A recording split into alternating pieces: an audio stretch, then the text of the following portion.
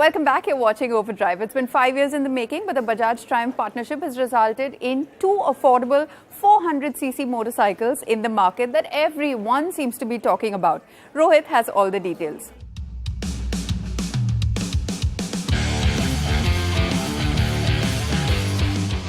People usually buy a Royal Enfield and they aspire to buy a Harley Davidson or a Triumph. But now Harley Davidson and Triumph both are downsizing. They're getting smaller vehicles and entering the Royal Enfield space. The X440 is already out, stunning price. Everyone was super excited about it. But now Triumph has entered that space with not one, but two motorcycles, the Speed 400 and the Scrambler 400X. Now the Scrambler comes out a little later. The Speed 400 is going to start delivering later this month. That's the motorcycle I'm going to begin with. That bike, the Speed 400, it looks beautiful. Not just that, it's priced even better. It starts at 2.23 lakh rupees ex-showroom for the first 10,000 units and 2.33 lakh ex-showroom after the 10,001th unit starts delivering. So that's going to be the pricing, and that is a very aggressive price. That is right in the Royal Enfield territory, whereas the specs are in the KTM Duke 390 territory. It is a pretty small motorcycle. But I think, at least visually, it looks bigger to me than something like the Hunter 350. Now, in terms of the hardware, this is where it pips all the Royal Enfield motorcycles, right? Not just Royal Enfield, most of its competition, including the newly launched Harley. So you get these upside-down 43mm forks. You also get these big 320mm, if I'm not wrong, brake rotors. These are mated to Bi-Bray brakes, radial brakes. You also get a master cylinder that is done by Bi-Bray. What you get on the India spec model are two options. There is an Apollo and then there is MRF as well. The tire sizes remain the same, but you get these two manufacturers for the Indian market. Now, a lot of you have seen the test mules of this motorcycle and the KTM 390, the new Duke 390 being tested together, but there might be a few shared components, I don't know, in the engines. But in terms of the engine configuration, in terms of the absolute design of the engine, they're very different. Now, this engine puts out 37.5 Newton meters of torque, out of which 30 is dialed in at as low as 3000 RPM. So you're going to get a very strong mid-range from this engine. The top end is going to be decent as well, because this, remember, is the Speed 400. You can see that the subframe is bolted on. It's not welded, which for this price point is a big deal.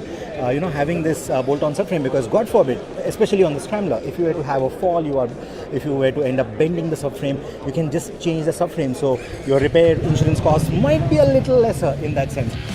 Then you look at the detailing. The tail light has that beautiful Triumph logo right there. The tail light looks nice and detailed, looks very premium, and it's LED. Again, at this price point, at this price point, it makes a lot of difference. Similarly, if you look at the headlight, it has the similar design DNA that we've seen in something like the Bonneville, that arc for the DRLs. You also have the Triumph logo right in the center. So the detailing is as good as what we've seen on the other Triumph Bonnevilles or the other modern retros from Triumph. And then you have this 43mm upside down fork, which has 140mm of travel. You get a monoshock at the rear, which gets 130mm of travel.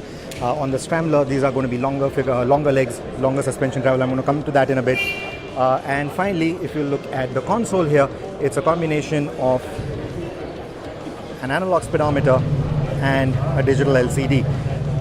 The bike also comes with traction control and ABS, though I don't think it is switchable. What also looks upmarket is the powder-coated finish on the engines, and then the machine finish that you get for these fins right here.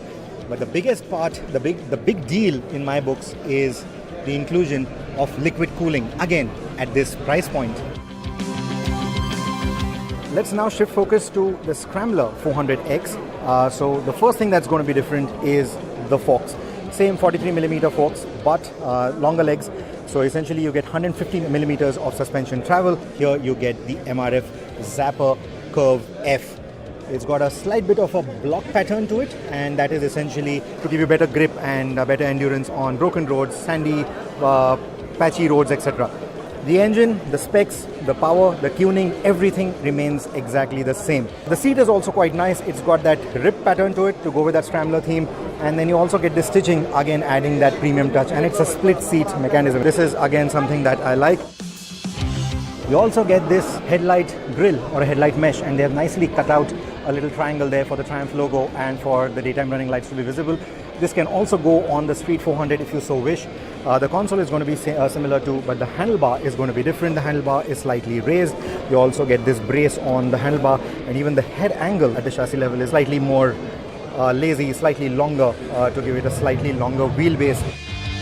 Ground clearance is higher. The seat height is about 35 to 40 millimeters higher. So it is going to be a bit of a perch compared to something like the Street 400. So these are the two motorcycles for you. Let me know what do you think about these bikes. Let me know what do you think about the changes that they've made for India, the different tires, the Sari Guard, etc. Let me know what do you think about the price more than anything, because I think that price is brilliant. Well, we for one are very curious to find out just how much of a dent Harley-Davidson's 440X as well as the two Triumph 400 motorcycles will make to Royal Enfield's market share. We'll just have to wait a while to find out the answer to that. We'll take a very quick break here on the show, but coming up on the other side, we'll tell you all about the newly launched Maruti Suzuki Invicto and the updated Kia Seltos.